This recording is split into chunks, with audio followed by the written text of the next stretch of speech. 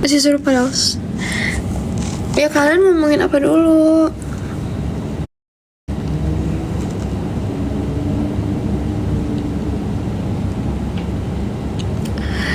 Ini jam berapa ya? Ya lagi 5 menit ya, 5 menit, 5 minutes. Timer ya guys, 5 menit. Gue udah nggak mau, karena nanti galungan kayak aku pulang deh, nanti aku takut.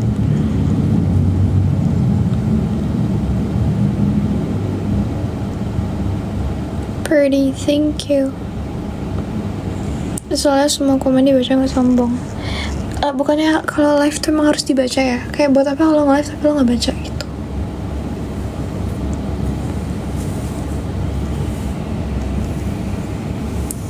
Ngobrolin apa ya? Di sini ada yang mau curhat nggak? Kau pengen dengerin curhatan orang?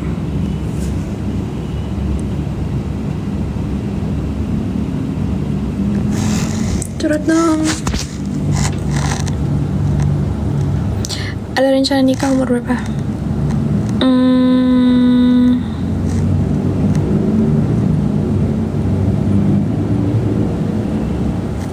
Gak tau guys. Pengen nikah muda. Tapi takut. Gak tau deh, tergantung Tuhan. Mamaku pernah ngigo nangis. Oh kenapa? Oh aku ada cerita.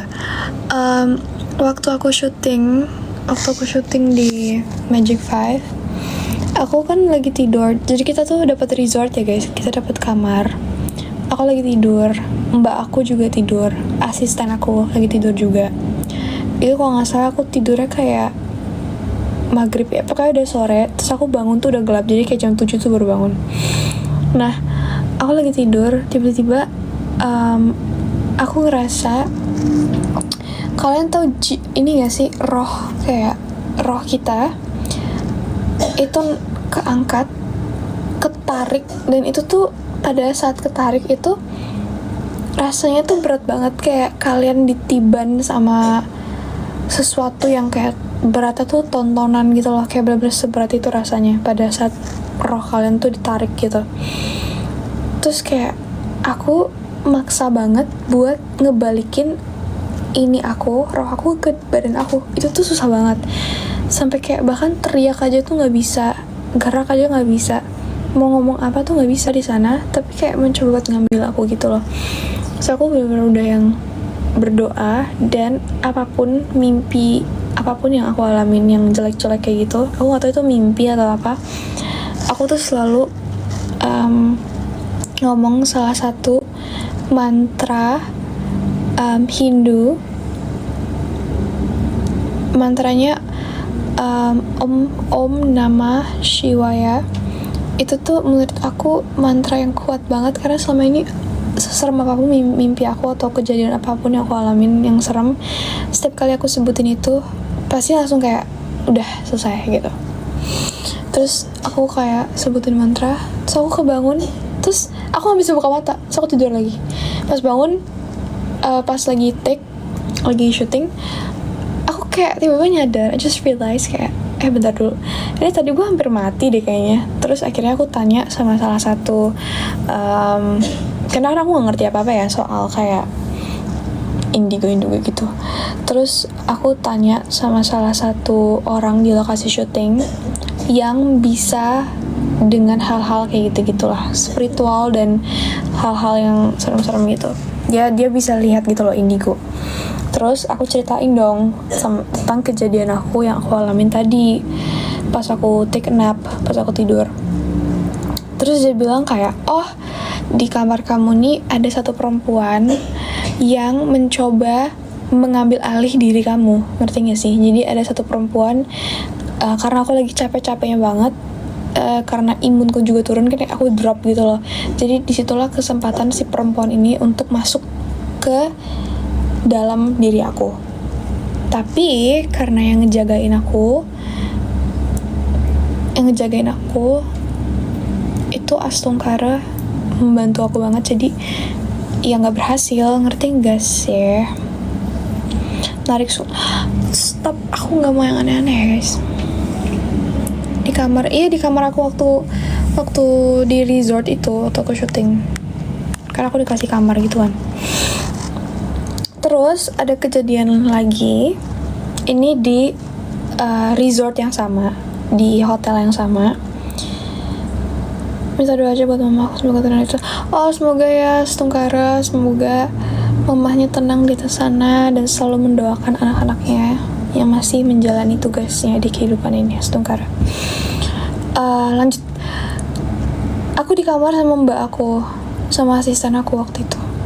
Lanjut guys, ini cerita, aku udah pindah kamar. Terus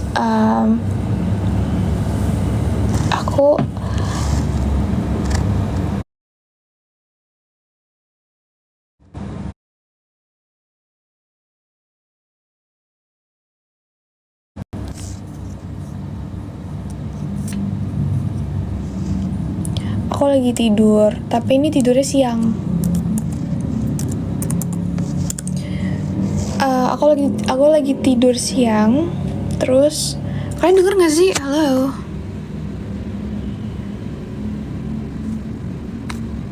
Can you guys hear me? Denger nggak?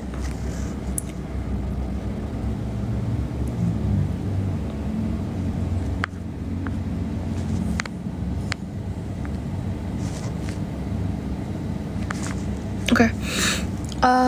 Aku lagi tidur siang, tapi ini posisi aku sendiri ya. Aku sendiri, mamaku di Bali.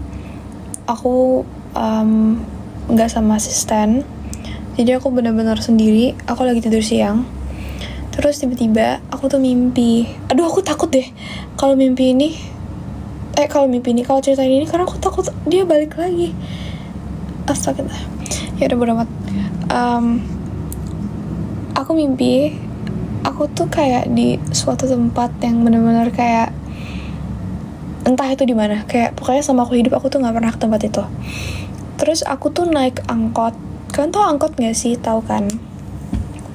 Naik angkot, terus si supirnya ini tuh ganteng banget, gantengnya minta ampun, kayak orang-orang zaman dulu yang kayak orang Indo tapi kelihatan bule-bulenya dikit, ngerti gak sih? Karena kan zaman dulu tuh kan pasti kayak antara orang Indo nikah sama orang Belanda kayak gitu kan, pasti ada campur-campurannya kan. Pokoknya kayak gitu deh, cowok ganteng banget, bapak-bapak, tapi kumisnya lumayan tebel, tapi cakep, ngerti gak sih? Kayak seorang supir angkot, bapak-bapak dan cakep tuh, ya pokoknya cakep deh. Nah terus pas aku masuk angkotnya, di dalam angkotnya itu ada anak kecil cowok,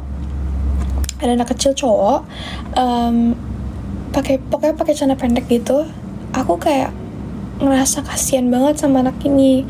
Terus aku buka aku kasih dia uang 100.000. Aku kasih uang dia 100.000, dia terima. Aku bilang sama bapaknya, itu anak bapaknya, Pak, uangnya jangan diambil dulu ya, biarin anaknya. Aduh, aku merinding lagi, sumpah. Kalian coba lihat nggak? Tuh, belum aku naik.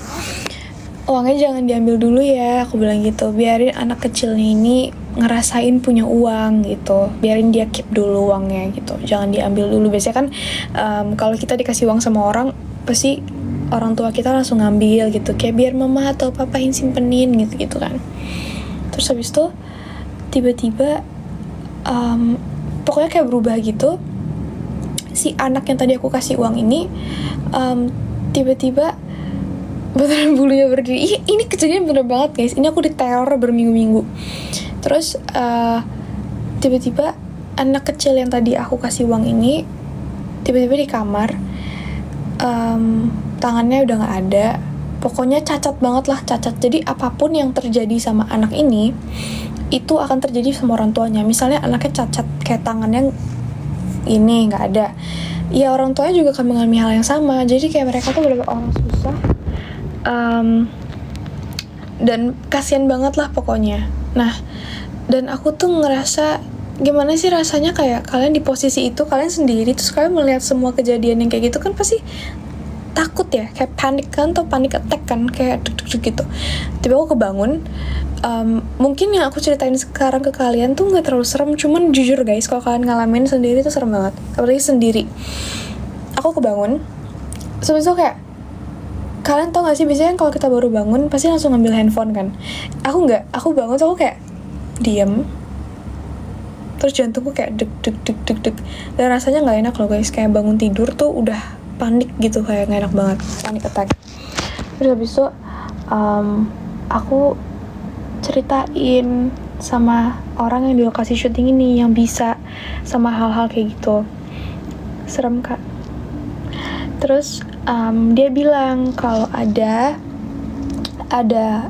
sosok cowok laki-laki, dia itu udah tua. Aku dikasih tahu namanya siapa. Aduh merinding.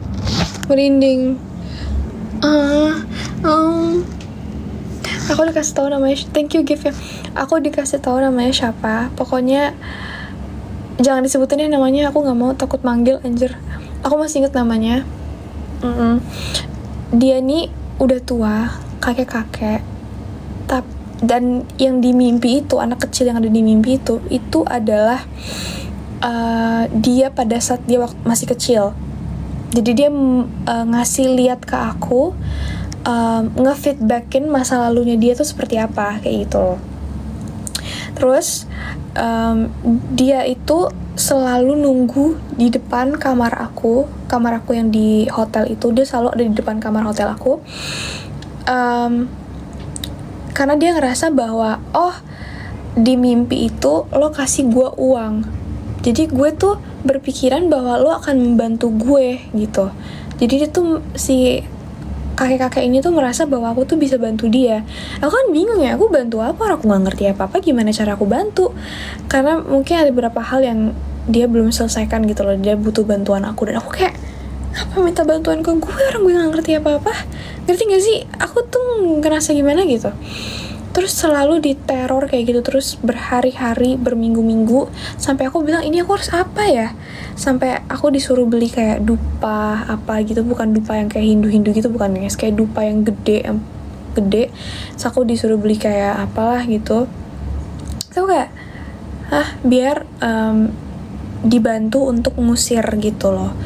Terus si orang yang di lokasi syuting yang ngerti sama hal kayak gitu, dia berkomunikasi dengan si kakek-kakek ini. Terus kakek-kakek ini bilang, kalau lu mau gue pergi, gue mau darah ayam apa ya? Pokoknya ayam yang hitam warnanya itu loh guys, dia mau darah itu. Terus sama orang yang ngerti ini, dia nggak mau, karena dia ngerasa kayak takutnya kalau gue turutin kemauan lo akan minta lebih dari ini gitu, ngerti gak sih? Ya cuma nih, oh my god, ya cuma nih. So aku juga walaupun aku disuruh juga aku nggak mau. Kayak apaan sih nih, udah membawa hal-hal kayak gini-gini, aku nggak mau gitu loh. Dan aku sampai kayak berdoa setiap malam.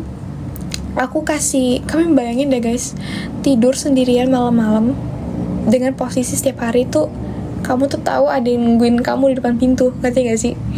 Terus akhirnya karena aku bawa tirta, kalian tahu tirta nggak? Tirta tuh air suci dari Bali.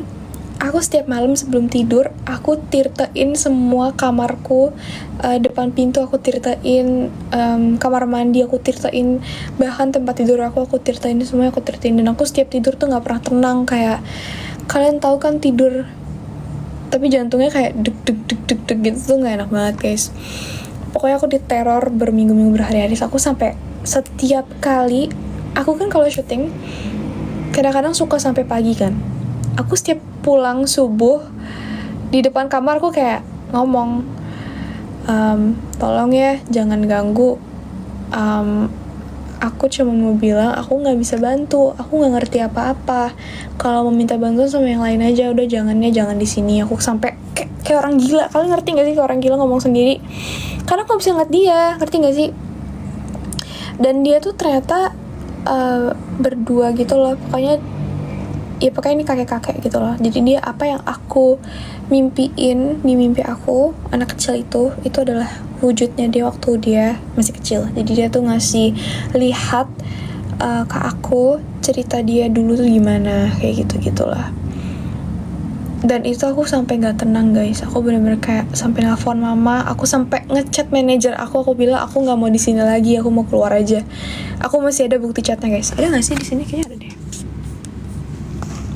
Pokoknya aku sampai ngechat manajer aku gitu-gitulah. Cuman aku ngerasa kayak, aduh masa karena hal kayak gini ngebuat aku jadi gila sih gitu, kayak udahlah kita juga jauh lebih kuat daripada mereka, ngapain kita harus takut? Ya pikirannya sih gitu ya, cuman kalau kalian kejadian itu kan pasti takut juga, ngerti gak sih? Apalagi sendiri, nggak ada yang nemenin karena mau aku lagi di Bali, terus aku udah nggak pakai asisten lagi gitu loh. Ya kalau lagi sendiri kabar juga sih, ya nggak sih, kayak nggak tenang gitu loh.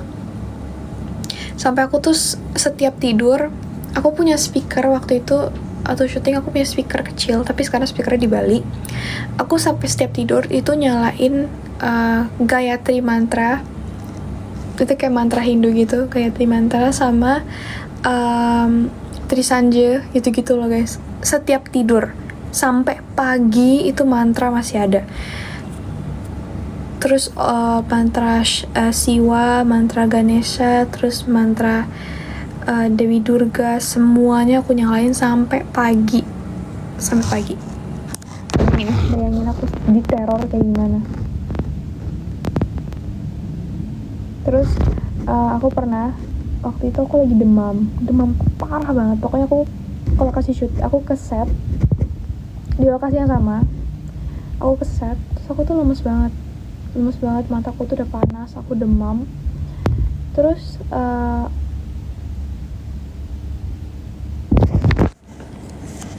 halo, bisa denger nggak? Jangan bikin aku takut, oke. Guys, gara-gara kalian sih. Oke. Abis itu aku lagi demam, aku duduk, bener-bener kayak duduk sendirian kayak gini. Orang lain tuh lagi pada take ya, udah pada repot gitu. Tiba-tiba ada yang nanya, Angel, kamu nggak apa-apa? Aku bilang nggak apa-apa, lagi lemes aja, nggak enak badan. Terus dia bilang lah ke suaminya. Nah suaminya ini selama ini selalu bantu aku tentang hal-hal kayak gini. Kayaknya kamu ketempelan deh. Ketempelan tuh kayak ada makhluk yang kayak gitu nempel di badan aku, kayak ngikutin gitu. So kayak, hah masa sih gitu. Ada 2 orang cowok yang ngerti tentang hal kayak gini di lokasi syuting. Dia pegang tanganku sebelah sini sama sebelah sini, dia pijitin, dan aku kesakitan, aku sampai teriak guys. Orang lagi take, aku teriak dan semuanya kayak nengok aku gitu loh. Itu sakit banget. Terus setelah aku dikerok, bukan dikerok sih, kayak dipijit gitu, aku lebih baik gitu loh, karena katanya ada yang ngikut cewek gitu, ngikut gara-gara kayak kemarinnya aku tuh syuting di hutan dan posisi aku lagi dapet. Jadi kan kita tuh wangi kan, karena darah kan, jadi wangi, makanya mereka ngikut, makanya aku langsung demam. Jadi terus aku sampai kayak stres dan apa ya, punya pikiran kayak kenapa sih gue yang selalu diganggu, kenapa kayak Mala, Basmala, Sri Devi, yang lain-lain lah, itu kok nggak pernah ngalamin hal-hal kayak gini ya. Mereka tenang banget hidupnya, kenapa gue yang paling diteror sama hal kayak gini? Karena aku belum pernah nemuin orang di lokasi syuting yang diginiin juga, ngerti gak sih? Gak ada yang ketempelan atau diganggu-ganggu gitu, gak ada, cuman aku doang. Ada 1 orang cewek, cuman dia bukan pemain, dia suka kayak kerasukan gitu-gitulah di lokasi syuting, tapi cuman aku yang diganggu kayak gitu-gitu. Jadi aku kayak, what the fuck is wrong with me? Something is wrong. Ngerti gak sih? Ada sesuatu yang salah sama diri gue gitu rasanya.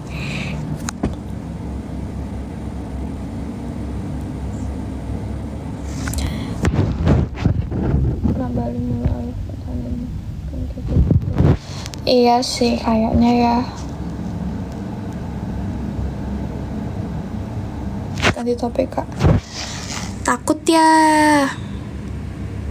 Tapi aku nggak tahu ya, setiap ceritain yang aku bilang di teror itu aku selalu merinding sampai kayak bulu tuh naik banget.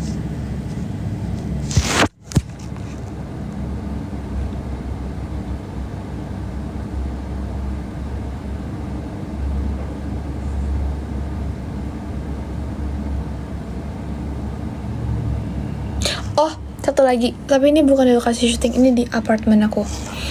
Aku kan suka ngelukis ya. Aku suka ngelukis. Aku tiba-tiba kehabisan ide. Aku pokoknya waktu itu suka ngelukis apa yang ada di pikiran aku dan apa yang aku rasain. Jadi apa yang aku rasain aku tuh lampiasin ke lukisan. Masih bisa denger gak? Mau cuci muka. Tapi orang mau ceritanya horor. Bisa denger nggak? Tenggelam. Oke, udah bisa. Ya, aku pokoknya apa yang aku rasain, aku lampiasin ke lukisan. Terus entah kenapa, ini lukisan kok jadinya serem banget ya? Aku mikir gitu kan. Terus aku kayak ya udahlah, emang lukisan aku kayak gini, mungkin ini kali apa yang aku rasain, tapi kenapa jadi sosok, ngerti gak sih? Habis itu aku simpan, aku tapi nggak di kanvas, aku di kayak kertas yang tebel gitu. Terus aku tutup, tiba-tiba aku tidur malamnya. Iya, yang pernah aku buat SG itu, aku pernah storyin. Terus aku lagi tidur, tiba-tiba aku mimpi sosok yang aku gambar ini, bukan gambar yang aku lukis. Dia datang ke aku, dia ngecekek aku, kayak bener-bener nyekek aku habis. So kayak gak bisa nafas dong. So aku bangun pagi-pagi, aku langsung kayak, ini kenapa ya? Kenapa dia mencoba untuk nyakitin aku? Kayak aku loh yang gambar lu, kenapa lo nyakitin gue? Gitu kan. Dan posisinya aku lagi tidur di sini guys. Literally di sini, dia datang dari pintu, dia nyekek aku. Dan itu serem loh guys, itu serem jujur. Aku sampai sekarang masih inget gimana. Terus semenjak ada lukisan itu, aku tuh selalu ngalamin hal-hal yang enggak di apartemen ini. Kayak diganggu lah segala macam. Terus setiap kali aku ngeluarin itu dari buku, selalu kayak ada hal-hal yang tidak diinginkan terjadi.